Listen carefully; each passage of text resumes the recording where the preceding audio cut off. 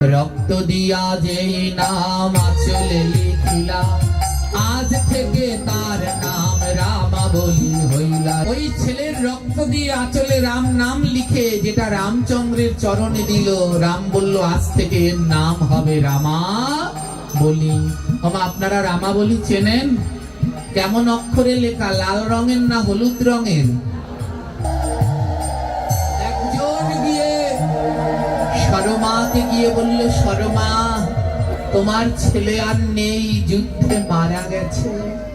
ছুটতে ছুটতে এসে সরমা দেখে যুদ্ধের ময়দানে তার একমাত্র পুত্র মাথা কাটা অবস্থায় পড়ে আছে, আর পাশে পড়ে আছে তার গায়ে সেই মায়ের আঁচলখানা। সরমা দেখতে পেলেন অপর প্রান্ত থেকে রামচন্দ্র আসছে। সরমা কি করলেন? তার সেই শাড়ির আঁচলে পুত্রের রক্ত দিয়ে লতা আঁকলেন, চরণ চিহ্ন আঁকলেন, তুলসী পত্র আঁকলেন। সরমা মনে মনে বললেন, যদি আমার প্রভু রাম আসে তাকে কি দেব? তাই পুত্রের রক্ত দিয়ে ওই শাড়ির আঁচলে রাম নাম লিখলেন, তুলসী পত্র আঁকলেন, লতা আঁকলেন, পুষ্প আঁকলেন। রামচন্দ্র যখন এলেন, সেই রক্ত দিয়ে আঁকা লেখাটা রামের চরণে দিল। প্রভু তোমাকে তো দেয়ার মতো কিছু নেই, এটা গ্রহণ করো ভগবান। রামচন্দ্র এমন নিঃস্বার্থ ভক্তি থেকে বলল, হে সরমা, তোমার এই শাড়ির আঁচল আর এই রক্তে লেখা নাম কোনো দিন বিফল যাবে না। যতদিন চন্দ্র সূর্য যাবে ততদিন তোমার এই দুই টুকরো শাড়ির আঁচলের কথা জগৎ মনে রাখবে।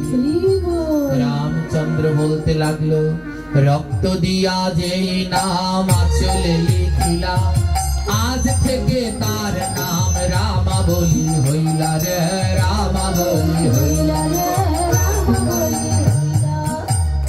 ওই ছেলের রক্ত দিয়ে আঁচলে রাম নাম লিখে যেটা রামচন্দ্রের চরণে দিল, রাম বলল আজ থেকে এর নাম হবে রামাবলী। আপনারা রামাবলী চেনেন? কেমন অক্ষরে লেখা? লাল রঙের না হলুদ রঙের? ওই যে সেই তরণী সেনের রক্ত দিয়ে তার মা লিখেছিল। তাই দেখবেন রামাবলীতে লতা পাতা ভগবানের চরণের চিহ্ন আজও আঁকা রয়েছে। এক টুকরো আঁচল দিয়া রামাবলী হলো, তরণী সেনের রক্তে তাহা লেখা হলো রে, তাহা লেখা হলো রে, তাহা লেখা হলো। আরেক টুকরো শাড়ির আঁচল রথের চূড়ায় ছিল, বাতাসেতে মায়ের আঁচল উড়িতে লাগিল রে, উড়িতে লাগিল রে, উড়িতে লাগিল। কয় টুকরো আঁচল এনেছিল? এক টুকরো অঙ্গে জড়িয়েছিল, আরেক টুকরো রথের চূড়ায় দিয়েছিল। যেই টুকরো রথের চূড়ায় উড়িতে লাগিল, রাম কহে তাহার নাম উত্তরী হলো রে, উত্তরী হলো রে। আপনারা গায়ে যে বস্ত্রটা পরে আছেন এর নাম কি? জোরে বলুন। এই হলো সেই পরম কৃষ্ণ ভক্ত মাতা সরমার শাড়ির আঁচল। রামচন্দ্র বললেন, সরমা আজ তুমি আমায় যেই দুই টুকরো আঁচল দিলে, যেই টুকরো বাতাসে উঠছে তার নাম হলো উত্তরী, আর যাতে রাম নাম লেখা হলো তার নাম হলো রামাবলী। তাই প্রভু কহে আজ থেকে সর্বশ্রেষ্ঠ হইবে, উত্তরী না যদি কেউ ধারণ করে, নাম যজ্ঞ ভাগবত পাঠ সব বিফল হবে, উত্তরী না পড়লে তার সব বিফল যাবে রে, সব বিফল যাবে রে, সব বিফল যাবে। এই উত্তরী না ধারণ করে যদি নাম যজ্ঞ ভাগবত পাঠ আহ্নিক যা করেন কোনো কাজে লাগে না। তাই আমাদের ধর্ম মতে সমস্ত কাজের সময় যেন কাঁধের উপরে, মায়েদের মাথার উপরে আর ছেলেদের কাঁধের উপরে উত্তরী থাকে। উত্তরী ছাড়া যদি ভাগবতে যায়, নাম যজ্ঞ আহ্নিক কোনো কিছু হয়, জেনে রেখো সব কিছু বিফলে যাইবে।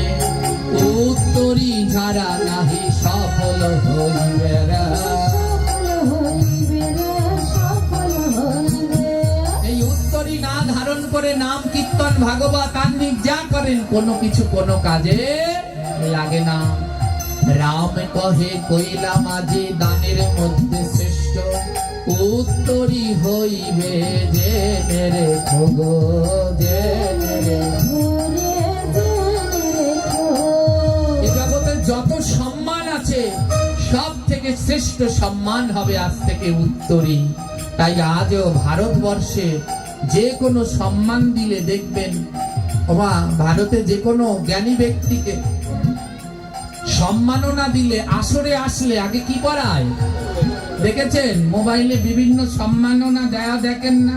ভারতের শ্রেষ্ঠ সম্মান পদ্মশ্রী, ওটাকে যখন দেয়া হয় আগে পদ্মশ্রী দেয় না, আগে তার কাদের উপরে কি দেয়? উত্তরী। রাম কহে এ সর্বশ্রেষ্ঠ যে হইবে, সর্বশ্রেষ্ঠ সম্মাননা জগতে জানবে রে, জগতে জানবে রে, জগতে জানবে। আজ থেকে এই উত্তরী দান হবে সর্বশ্রেষ্ঠ সম্মাননা। স্বর্ণ দানা গয়না গাটি দিলে, মণিমাণিক্য দিলে আমি যেই খুশি না হই, কেউ যদি একটা উত্তরী দেয় আমি শতগুণ সন্তুষ্ট।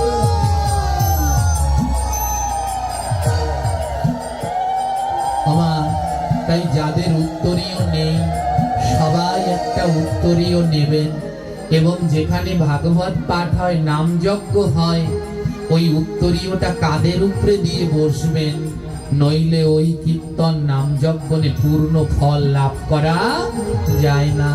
এ হলো সেই পরম কৃষ্ণ ভক্ত মায়ের আচরণ। এইভাবে জগতেতেই উত্তরীয় হলো, প্রেমানন্দে বদন ভরে রাম রাম হরে।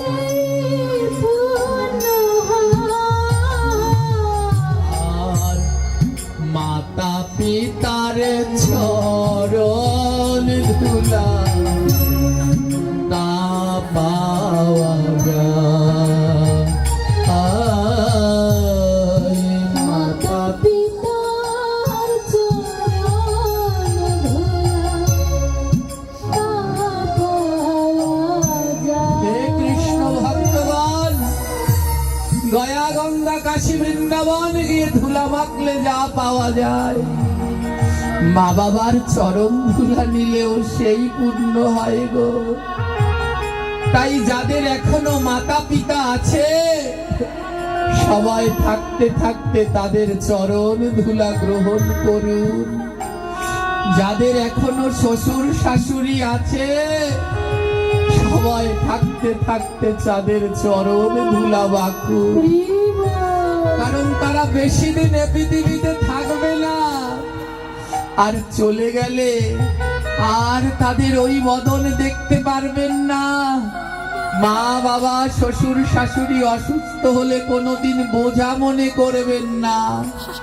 যদি তারা অসুস্থ না হয়, আপনি কেমন ভাবে মাতা পিতার সেবা করবেন? আর মাতা পিতার সেবা না করলে কেমন করে আপনি ভজন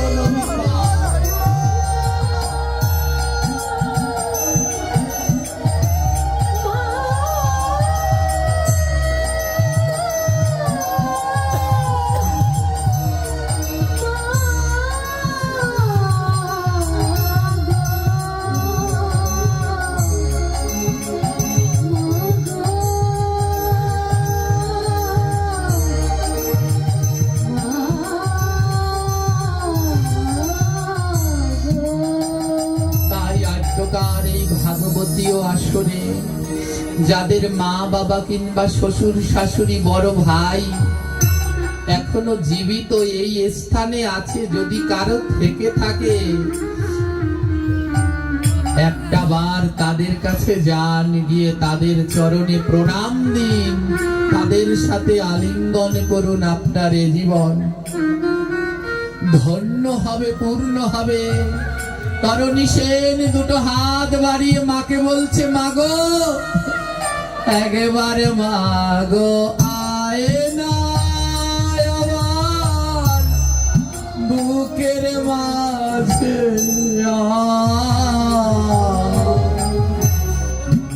একেবারে মাগো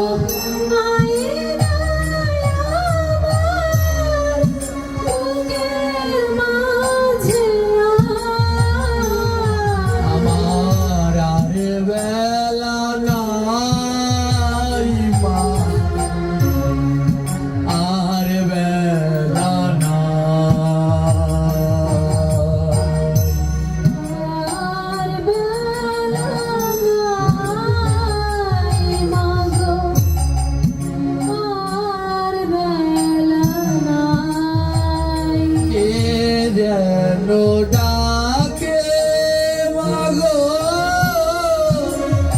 ডাক শুনতে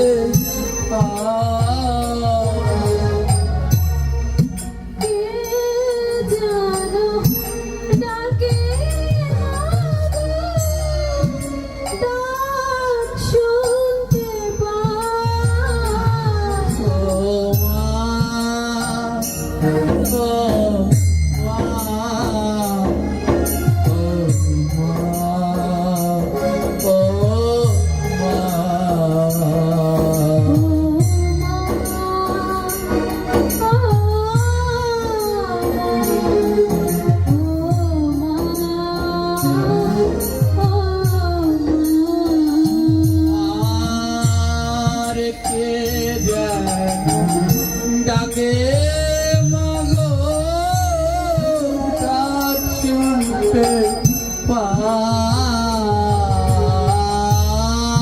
কে জানো ডাকে মাগো, ডাক শুনতে পাই। আমার মনে বলে আরে মাগো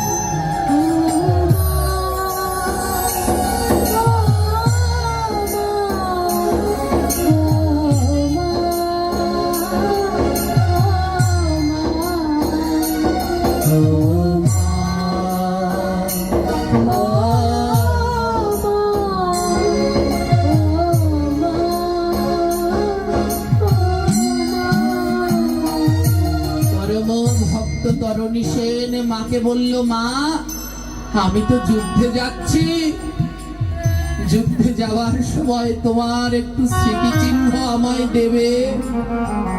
মা বলছে, তরণী কি চাই তোর বাবা? ও মা, যখন আমার কষ্ট হয় তোমার শাড়ির আঁচল দিয়ে যখন আমার মুখ মুছিয়ে দাও, আমার সব কষ্ট দূর হয়। মা, তোমার শাড়ির 2 টুকরো আঁচল আমায় দেবে। মা, 1 টুকরো আঁচল আমি গায়ে জড়াবো, আরেক টুকরো আঁচল আমি ওই রথের চূড়ায় উড়াবো।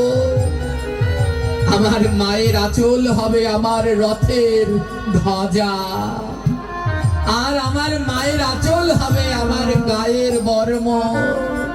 দেবে মা? যুদ্ধ করতে গেলে মা গায়ে বর্ম পড়ে যায়, যেন 3 না লাগে, বলে আমি বর্ম পরবো না, আমি মায়ের আঁচলটা জড়িয়ে যাব।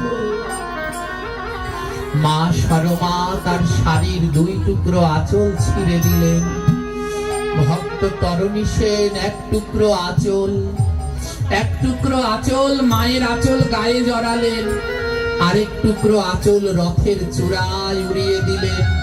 ভক্ত তরণী সেনের রথ চলতে লাগলো, যুদ্ধে গিয়ে দাঁড়ালো শ্রীরামচন্দ্রের সাথে। রামের পক্ষের যত সৈন্য এক এক করে তরণীর কাছে হার মেনেছে। সবার শেষে যুদ্ধ করতে এসেছেন শ্রীরামচন্দ্র। যেই বাণ মারে তরণীর গায়ে নাহি লাগে, রামচন্দ্র বলে, কোন এসেছে আজ বুঝি রণে? কোন বাণ তরণী সেনের গায়ে লাগে না। বিভীষণ জানে এটা তার পুত্র তরণী সেন। বিভীষণ বলল, হে প্রভু, এই যোদ্ধা শুধু বৈষ্ণব বাণেই মারা যাবে, অন্য কোন বাণে একে মারতে পারবে না। রামচন্দ্র তখন আমার বৈষ্ণব বাণ মারিল, আর বৈষ্ণব বাণে তরণী সেনের মাথা ছিন্ন হলো।